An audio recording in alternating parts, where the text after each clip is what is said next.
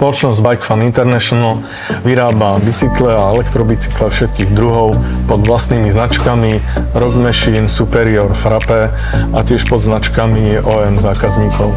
Naša spoločnosť je najväčším výrobcom bicyklov v Českej republike s výrobnou kapacitou až 280 000 kusov.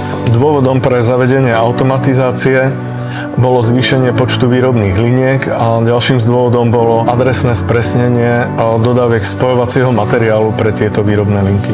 Vďaka zavedeniu automatizácie sme ušetrili cirka 40% plochy oproti pôvodnej situácii. Umožnilo nám to zjednodušené zaškolovanie nových pracovníkov a získali sme ďalších 15% kapacity pre naše ďalšie rozvojové projekty. Administrátor skladu pripraví pre skladníka výdajky.